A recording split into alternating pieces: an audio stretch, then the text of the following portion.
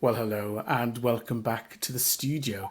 What a busy week we're having. 15 webinars as part of our e-commerce world review, ranging from live streaming in China to entering the Japanese market via e-delivery and logistics to our Growth 3000. What a week. But we are now taking a slice, if you like, across all of our activity. And today our focus is upon innovation. And it's a great pleasure to be joined in the studio today by Marcus from Padme. And we'll hear from Marcus in a second and go through the webinar. But first, few points of housekeeping. So the first one is we love to get your questions. So do drop us a question in the Q&A and I will try and keep an eye on that and integrate your questions seamlessly as if it was all planned. So do give us those. But if you're shy or you're watching this in catch up and you're thinking, I just needed to get that question asked, then research at retailx.net will get right through to us and we'll either respond to them or integrate them into an update. So that's all there is to it. And you will, of course, get, once the session is over and we've a chance to upload it, there will be a copy of the recording and the deck available for you. And throughout the session, we've put in URLs so you can click and follow up on the points we've made. And I don't know, maybe share them with loved ones and colleagues as a form of early Christmas present. But our own early Christmas present in the studio today is Marcus. Marcus, lovely to see you again. I enjoyed our chats as we were planning this. But tell everyone who you are and a bit about Padme before we go any further. Thanks, Ian, and thank you for inviting me along. So, yes, I'm Marcus Hadfield, Chief Strategy Officer at Padme. For those who haven't heard of Padme, we are a large mobile technology group all based in Manchester, just down the road from the BBC. 190 of us. We're 13 years old, and we build big, complex mobile solutions for all sorts of people. And it's specifically in retail for Argos, for the Co-op, Domino's Pizza, a large wine retailer, and a large Irish grocer. Those to come soon. And in a previous life, I've been here 4 years. I've spent 20 years working in advertising for latterly at McCann. Again, lots of retail clients, Aldi, Costa, Homebase, Argos again. I joined Padme 4 years ago, so I think this is really where the action is. I think the relationships that people are having with their mobile phones are still underexploited. I think the technology is still underexploited. It's exciting times. So great. And just tell us what a Chief Strategy Officer does, because for those of us in retail, we understand spending money and we understand making money. Where does this sit around the board table and what does it do? In the simplest of terms, it's the voice of the customer around the table. So I work with a number of super talented technologists who can build and create anything, and I can't do any of those things. My job is to understand why we're building the things that we build, what success looks like, why customers will use it, and why it will have a positive impact on the businesses. So really understanding before we've written a line of code, why we're doing this and what does good look like. That's great. What a good answer to an awkward question to kick us off. Now, we are talking about innovation today, and I thought we should just be specific. So we're not talking about invention or something that's so new, it's science fiction. Innovation is about making new from what you have available, improvements, maybe 2 or 3 steps beyond. So I thought rather than just have my view on it or look for innovation on our website, we did ask our lovely research and editorial team. So you'll have seen most of them on our webinars already, and a variety. This is the band photo here, but we will introduce each of them as they go along. So we asked them, what are the things that you would highlight just from this year that stand out to you as being innovative and also interesting, maybe an indicator of what people should be looking at in future. So I thought I would kick off one of the things that had been interesting me, which is the fact we talk a lot about data and how important it is to AI and to be able to trade effectively.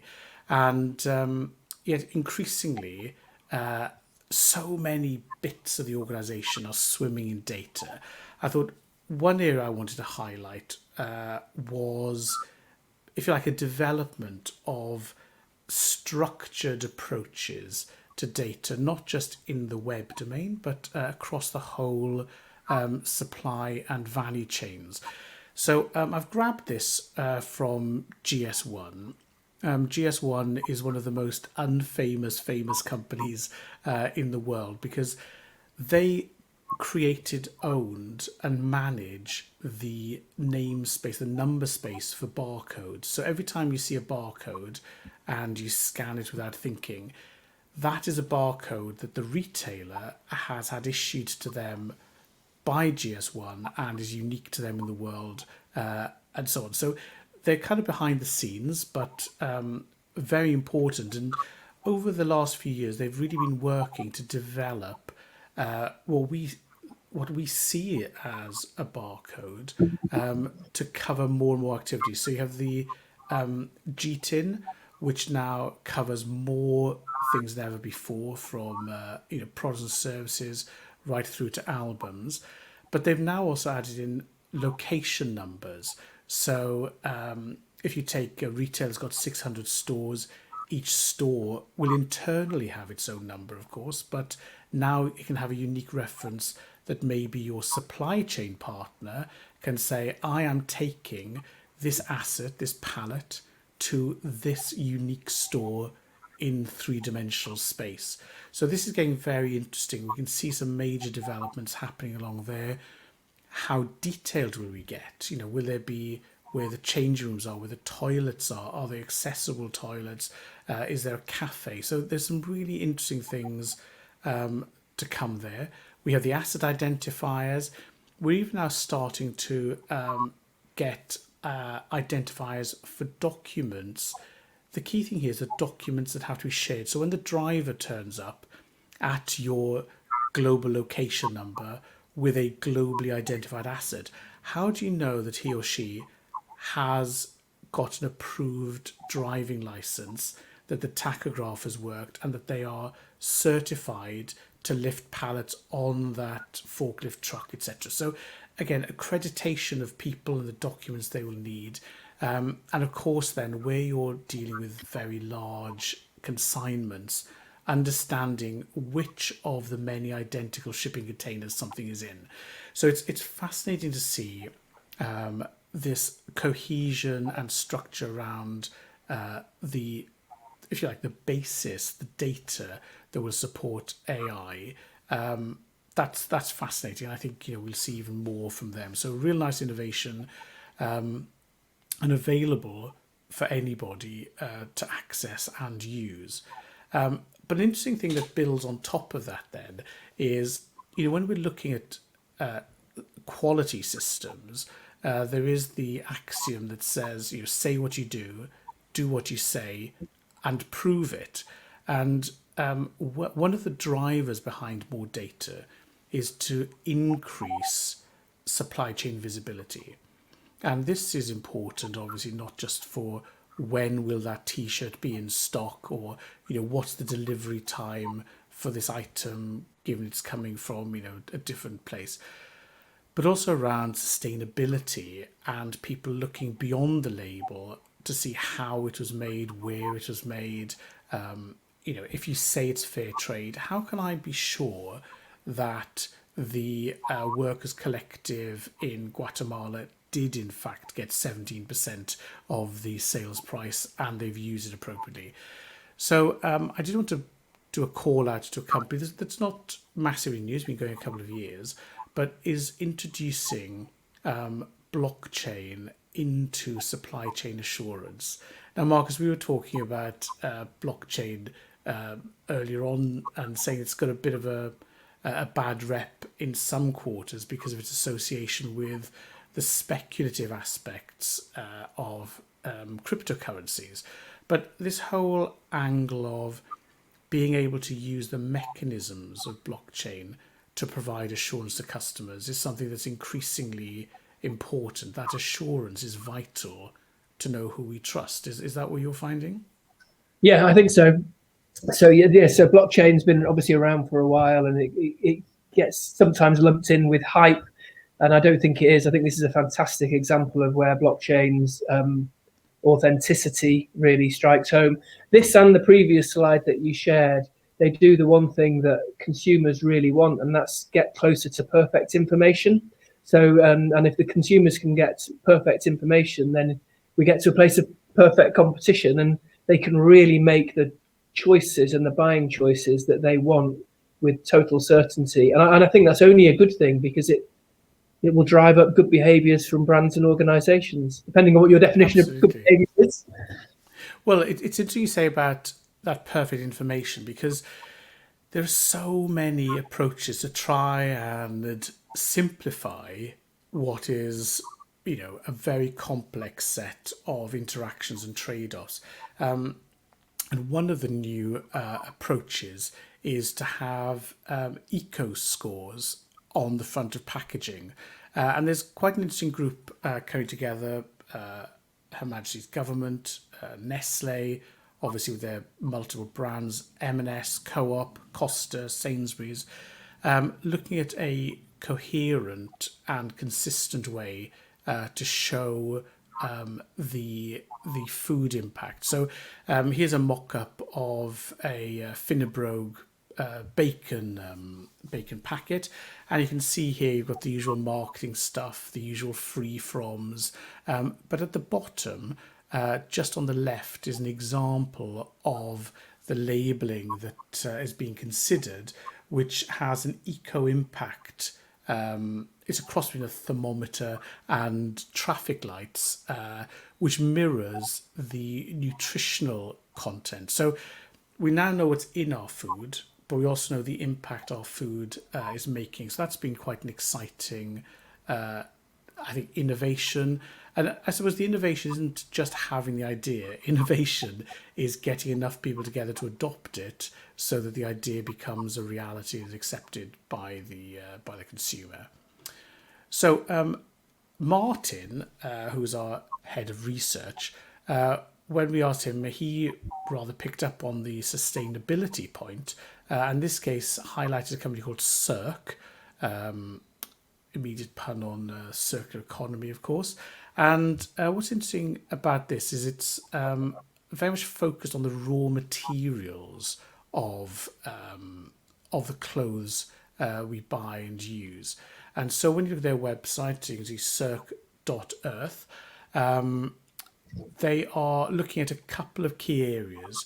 So using recycled cotton to replace virgin cotton, of course, cellulose, which something's called rayon, which we all know and love from the 50s and 60s, is now making a return as a wonder fabric, and PTA, which stands for something I can't even pronounce, and is replacing a lot of the oils that are used in polyester, nylon, and so on. So very much a materials first innovation. And it's interesting to look at the people who are behind this. You have Patagonia, one of the early pioneers of organic cotton, and then organic cotton with much lower water and pesticide impacts, so reducing that impact. They decided that just being non-harmful wasn't enough. So if you like, the strategic leap they made was saying it's not enough to reduce or minimize our harm, we have to repair the planet. So a very visionary strategy there. So they're now looking at recycling cotton in order to reduce landfill and reduce the impact. Then we have a manufacturing company involved, which is the Maribent. Fashion for Good, which is a collective looking at campaigning for sustainability within fashion, and a private equity house. So I think what's innovative about this is, rather than being individual voices calling for change, we're seeing all of the main levers and players in the value chain coming together. The product, the manufacturing, the industry campaign, and the money all meeting to improve what's being offered. So that was a nice call there by Martin. And again, playing to the fact that sustainability isn't just a label you slap on the end, but is very much baked in. Now, this one is slightly from left field, as befits our managing editor, Jonathan. So Jonathan is totally focused on records. So when he's not doing our top 500 and top 1,000 reports, he's been looking at how retailers that you might have seen as part of the last century are very much coming into the current century in a strong way, which is around Bandcamp Fridays and giving a platform to indie labels and independent musicians to access, not just access the customer, but monetize that access. And I think what we can see here, Marcus, is a shift in the value chain for who the intermediates are between the customer and the producer. Whereas before it would be the record label, the radio stations. We've seen that disaggregation, which initially I think disadvantaged the musicians. That's now coming back with new platforms that are transparent and provide that liquidity for them. So very much a strategic shift in who aggregates and delivers value. Yeah, I mean, this is right in my lane. I'm a Bandcamp customer anyway, and what I think they've done is they've done two or three really positive things. One, they've democratized it and created a fast D2C channel for smaller artists in the first instance. Actually, a number of larger artists also use it as a distribution channel. They've created a huge amount of sort of scarcity. There's lots of limited edition runs on Bandcamp. You can only get the stuff on Bandcamp. And most fundamentally, they've built a market position where they are known to be giving fair value back to the artists, as you say, much more direct, many fewer intermediaries, not the streaming pittances that other big streaming providers give. And I think for music lovers, it's becoming the place to go. Bandcamp Friday is really interesting. This was them going one step further and giving even more back. So the way Bandcamp Friday works is that, and it was a pandemic-driven thing, but I think it'll stay for good, is that they recognised that the music industry and artists were in a really difficult spot in the last year. So every last Friday or every first Friday of the month, I think it's last Friday, they take no commission. So anything that is bought on their platform, all of the money goes straight to the artists and the labels, which is excellent. It's really putting your money where your mouth is, and I think it's been really good business for them. You know, they've established themselves as the credible place to go and buy music. Yeah, and it's interesting you say credible as well, because one of the themes that is sort of unspoken but is permeating this is this idea of authenticity and character. So as a retailer or brand, the way we behave is now as important as what we sell. The how is as important as the what. So it's interesting seeing that. And it's also interesting that Jonathan, who often is the more Luddite end of the team and always asks why or why should we care, he always challenges us on that, is that he's selected the sort of Amazon Go models and how they're moving into physical retail. Now, I can remember the first time I went to an Amazon Go store in the US, it was kind of really, this is a lot of fuss to just grab some things from the equivalent of the lunch chiller at the front of a Boots. It just seemed a bit overblown.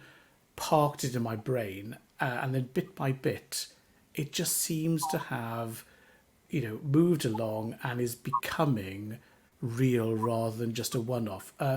Have you, Marcus, been to any of these largely unattended scan-in, scan-out, grab-and-go stores?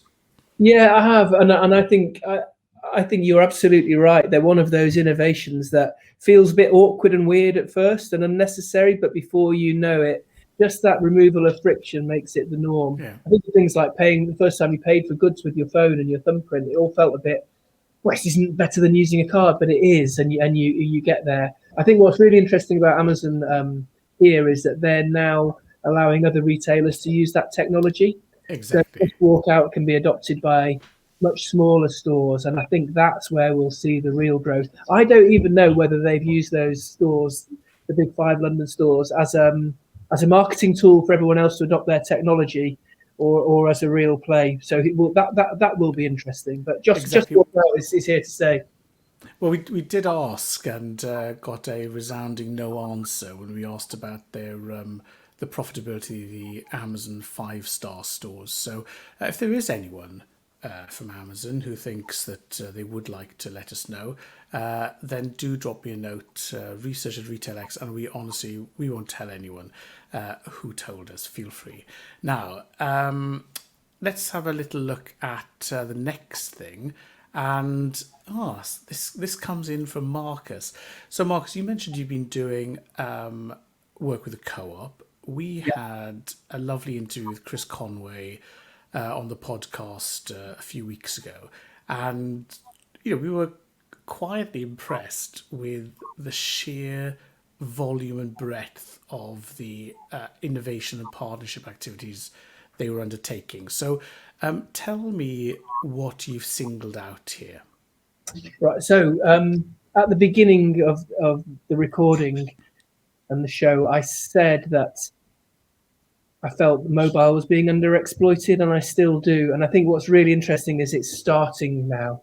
What I mean by it starting is that there's a huge shift to digital loyalty. So in the last month, Morrison's relaunched their card as a digital card. Lidl launched a huge success last year, the highest downloaded shopping app. McDonald's and Burger King are just trialing it in the US. So digital loyalty is here. Where I think the co-ops stand out, and they're very fortunate, the co-op, because they're not loyalty, they're membership, and they're a 150-year-old organisation, movement rather, and never been more relevant. And the idea that being a member of the co-op, a bit to your point earlier around purpose and value, it's a not-for-profit organisation, where as a member you get to donate your points to the causes that you support. This app is making that front and center now, whereas in the past it was a buried part of the organization. Because it's so Yeah. easy to do and so immediate and so personal, I think this is what lifts the co-op's loyalty scheme, which is really membership scheme, into something different. Yeah. They've understood that power of the emotional connection as well as the financial reward.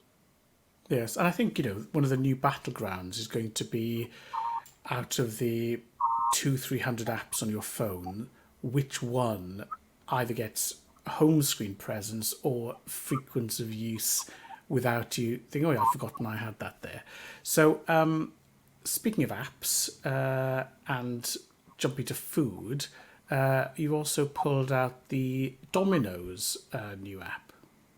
Yeah, this is another one that we've worked on. So there's only two I'll mention. And what makes Domino's app amazing to me isn't just the fact it's even easier, even quicker, even more robust to order your pizzas. It's just those little innovations that they've built on top, or we've built on top with them. And the first one is the idea of group ordering. These pizzas are big. They're designed for sharing, and they're designed for those moments of people getting together.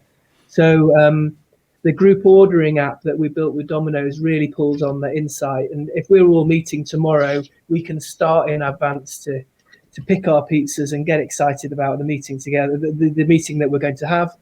If I'm a particularly fussy person who doesn't want this, does want that, I can spend as much time as I want picking and changing and amending without annoying that point person who usually had to be the orderer. So I think it really plays into that shared experience, makes it more sensible. Yes. It's hard to do. Well, look, I think what I like about this example is that we are moving from a focus on the payment to a focus on the individual. So, if I mean, I think you get this generationally because if I take my kids out, then they just assume I pay, they order what they like, it's one payment. As far as the restaurant's concerned, I am the customer.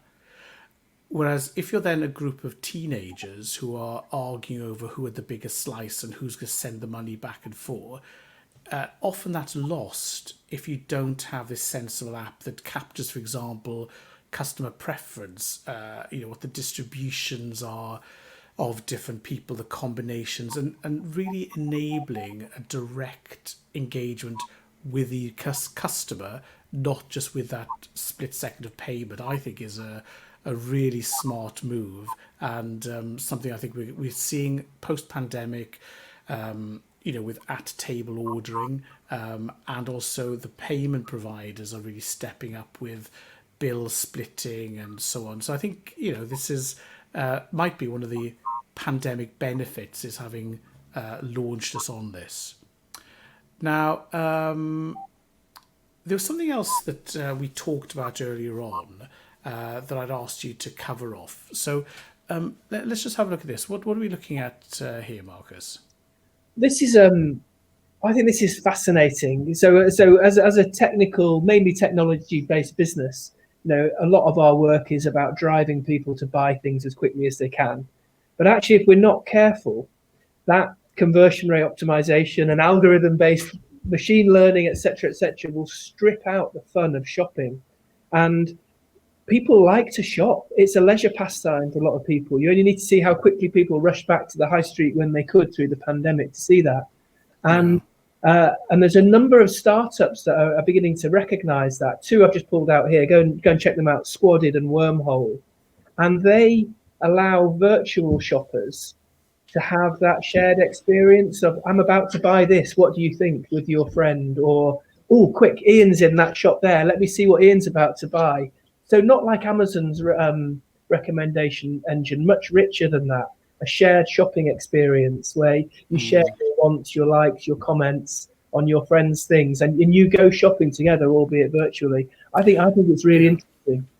And again, if we'd had this conversation 18 months ago, I'd have probably rolled my eyes a bit and thought, here again, this whole this, that.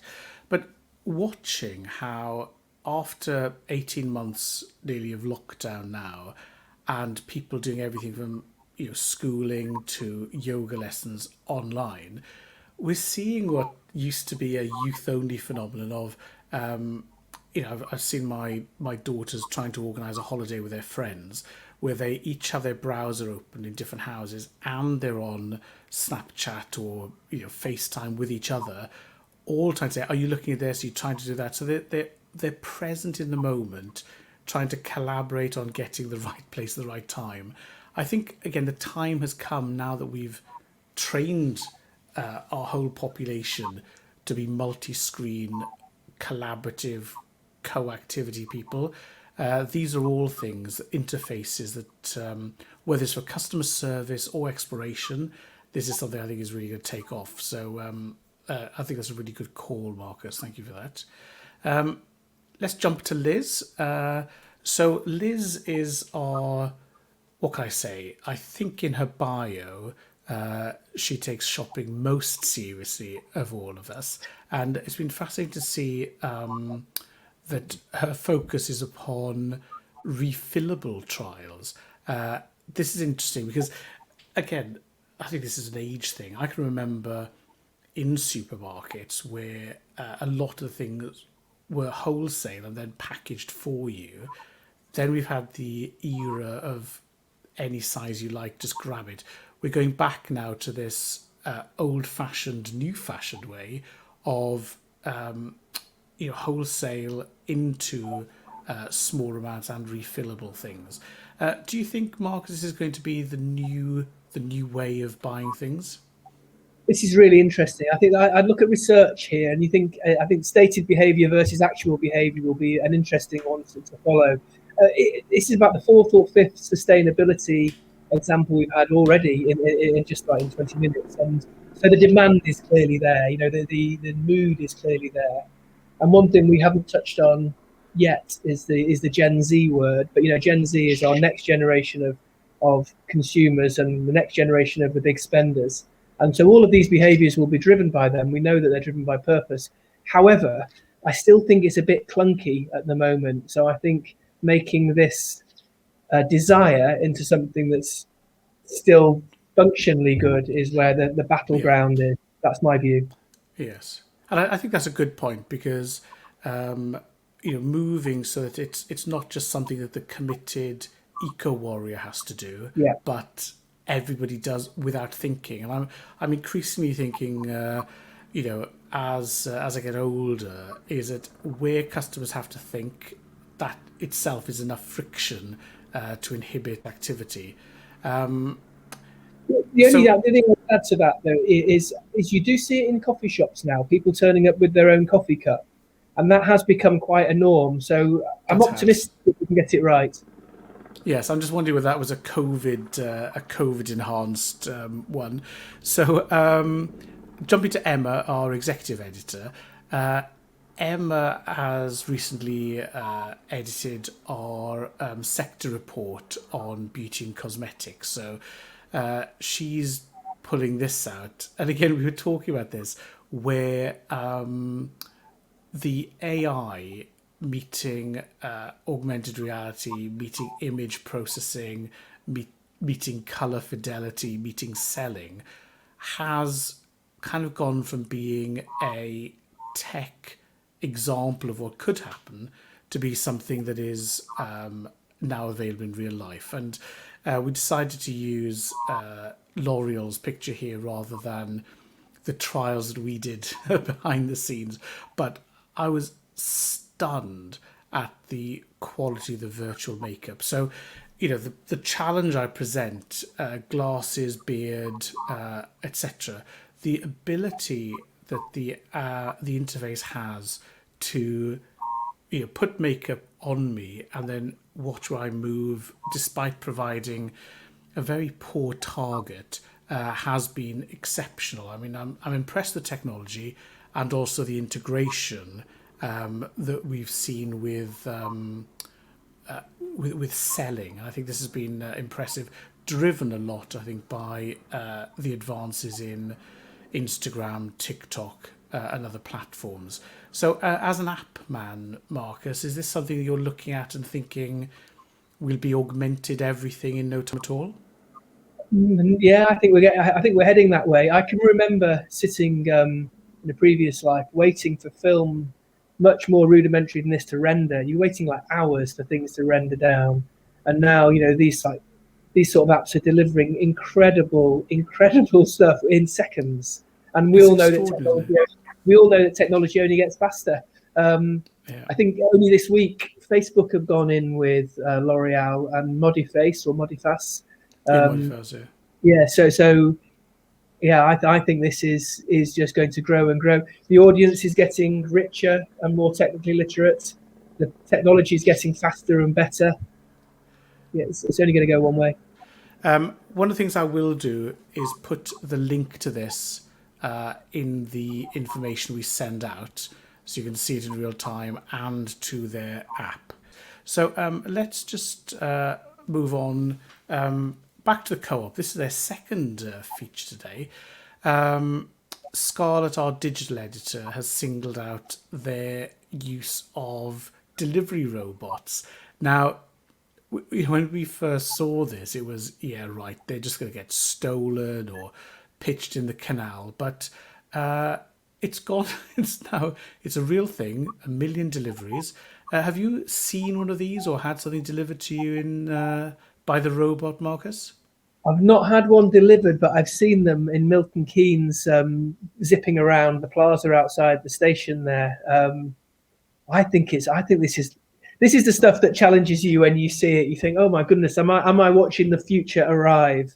And again, Yeah, it feels like one of those things that was a long way away 3 or 4 years ago, and now perhaps not. 1 million. That's not an insignificant number. 1 million deliveries. exactly. And with a shift to more city-based living, if you look Yeah. at the growth in Manchester where we all are, the growth of the number of people who live in the city, there's a lot of Yes. people who this is a great benefit. and the increase in things like low traffic neighborhoods, a resistance to the growth in delivery to the door because of the environmental impact back to the environment. And I think there is an adoption curve where you go through a phase where it's just very odd and people stop and take photos. Then you go through the naughty phase where if it can go in a canal, it will go in a canal. And then you get to a point where it's so normal that people can't be bothered to even push one or steal one. They're just part of that invisible background of capability. And, it's not going to be long, I think, until this is normal. I just want to be able to get a lift on one because it'll be more, well, it'd be nicer than going by tube. Now, we're sort of in the click and collect delivery world still, where Chloe, who's editor of InternetRetailing.net, has singled out Dunelm. Now, over lockdown, Marcus, did you end up doing any of these newfangled delivery things like the IKEA collect from the car park or the curbside pickup drive-through? Or were you just a deliver to the house man? No, we had the most unfestive Christmas tree shopping experience ever at IKEA, where we drove to Warrington in the rain to collect our Christmas tree from a car park. So we did a bit of it.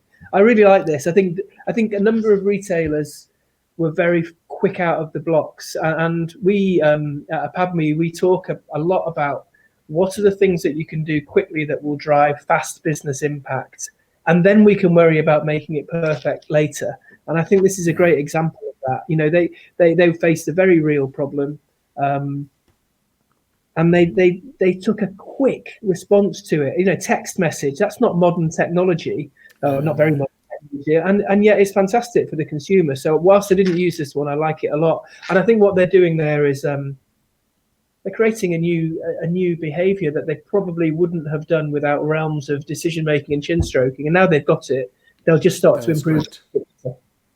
I think that's very well put. And again, if the customer gets used to the behaviour, they get the value using tools they understand. What's not to love? You can always improve that later. Now, just before broadcast, Woody, my cat, made an appearance, but luckily decided to leave before we went live.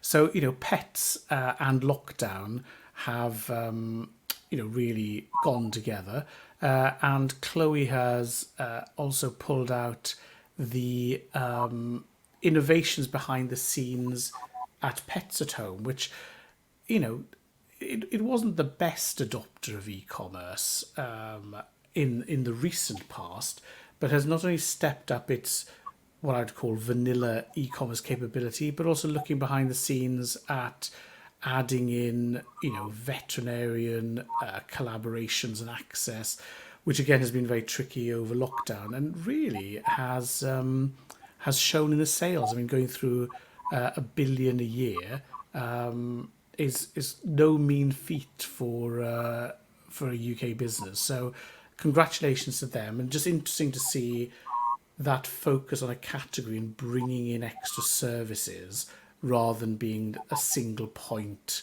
one trick.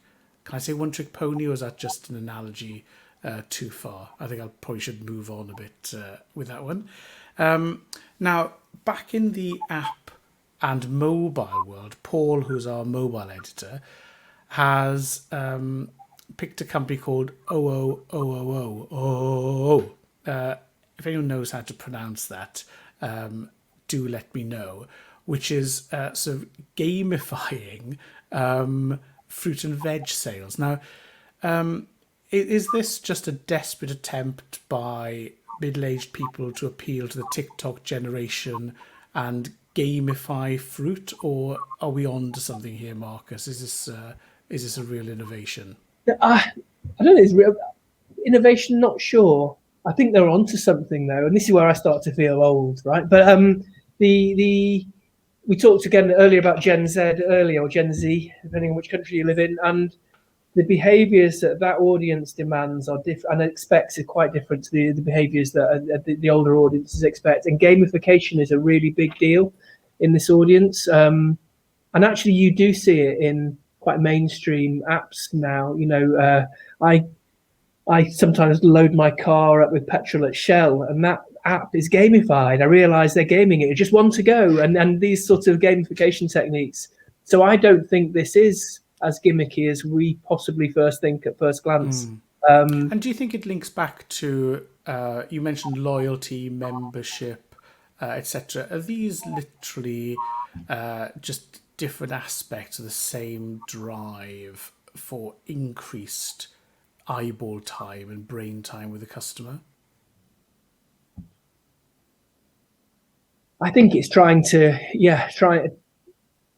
find strategies to stay front of mind. So for those of you on the call or on watching this who've read the Hooked book by Nir Eyal, I think they're trying to do some of that. They're trying to find those triggers to prompt to stay front of mind. And if it's done ethically, which is a whole different hour-long debate, I'm okay with it. And this seems like a fun way to get people to buy veg. I'm fine with it. Great. Well, let's go from veg to fashion, mode operandi, Gucci, Ted Baker. In this case, we are not just gamifying, we're in-gamifying by bringing the activities into the game and blending that sort of physical border between the game part of your brain and the thing formerly known as the real world, or meat space, as Gibson might have put it. So we've seen this a lot where the games manufacturers, the FIFAs of the world, and a lot of the role-playing games have taken our real-world money to buy in-game kit, powers, capabilities, etc. But this is quite interesting, the idea of buying things that you then wear in digital. So you and I, Marcus, could maybe go to Gucci and have an overlay of a virtual video conferencing Gucci T-shirt. Yeah. Perhaps is this where we're going? That this gap between real world and the imagination of mobile is going to fall apart. It's just going to be our imagination, our relationships across physical and digital. Oh, I don't know. That's big. Hopefully not that far, but I think the power of gaming is again totally untapped. I think the amount of money spent in gaming doubles the amount of money spent in m-commerce, as they call it, in retail. So it outstrips the film industry. It's huge, the gaming industry, and brands are getting in there. I noticed Kenneth Cole, the US fashion brand, they launched a product in an app called High Heels. They had a trainer designed especially for Pride Week in February this year, and they put that on a virtual runway in an app, which is interesting, different to this, but it just shows the power of these games.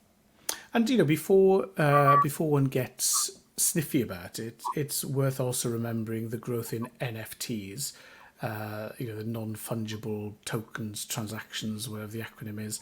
You'll be able to buy and authenticate digital things. So again, it may be that Paul has once again identified something that we'll all say, of course we saw this coming in a year's time. And I should just put a quick plug in that Paul is putting the finishing touches right now to the mobile and games sector report. So we'll hear more about his thinking then. And just to wrap up, we'll come back to Scarlett, who in a way is bringing us back to a commercial juggernaut connection. So I think this one comes from the department of, well, they were bound to do that, weren't they? Where Google is now bringing together the search, shopping with video.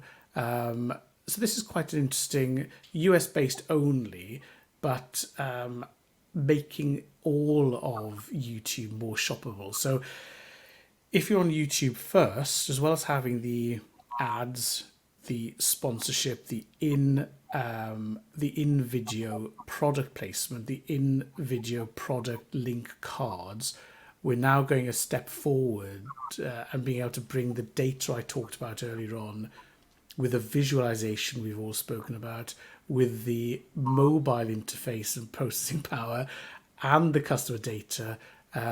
So it won't be long until we don't even need to go to Instagram anymore. We can live our lives in Google and YouTube. Is that a world that you're anxiously waiting for, Marcus, or have I made that too narrow?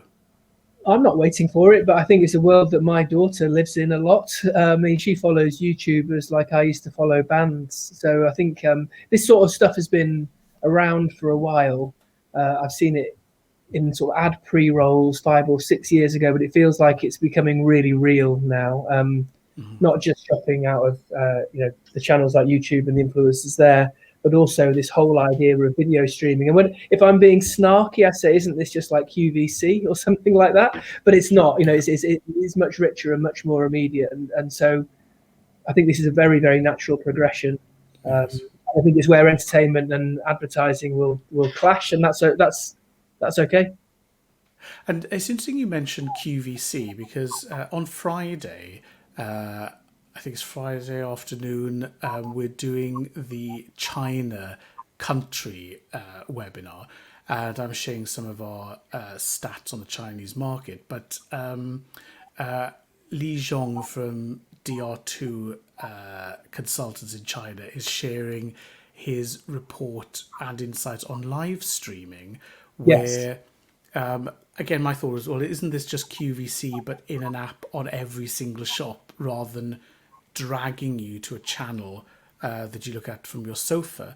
So I would recommend highly if you're interested, logging on for that webinar. But I think what we've seen here, Marcus, is that a lot of these things are, quote unquote, as you said, coming real. So they've gone from we could do it, or from a marketing stunt, to being now novel deployments that are commercially important, and I think look towards things that may become mainstream within the coming years. Yeah, I think we've seen 2 or 3 different drivers as we're going through it. We've seen a big sustainability drive. We've seen what I think a big Gen Z drive, driven gamification and streaming driven by younger audiences who are doing it anyway. And then the technology drive. What are the new things that new technologies allow us to do, whether it's the autonomous delivery or the blockchain tracking? And it feels like those are the three things that are all coming together. And as a Well, I mobile, think delighted to see you've just explained mobiles what the in. chief strategy officer does by giving such a wonderful summary. So I'm not going to say anything else. I think, Marcus, you've put your finger on it there as a great summation of the drivers behind the points we picked out. Now, those are just our views from the team directly to you. So tell us, what have we missed? What innovations would you call out, whether because you've seen them as a consumer or you've admired them from afar as a competitor, or, heaven forbid, you are modestly letting us know of something you've done that we haven't yet recognised? Research at retailx.net will get through to us. I'd be very happy to update our views based on your better ideas for the autumn rerun of this, which is a neat segue to saying that in addition to our current e-commerce world review, we will be back in the autumn with our third or fourth outing. So let us know what you'd like us to cover, what areas you'd like us to research, and we'll be more than happy to do that. But for now, our time is up. It disappeared, Marcus. Enjoyed the conversation. Thank you very much for your time and insight and analysis. It's been a pleasure talking to you. And that's it, really. Thank you to everyone for joining us, for giving us your time. I hope it's been thought-provoking and that you can now get back to successful and happy trading. And from the studio, from me and from Marcus, it's goodbye for now. Thank you.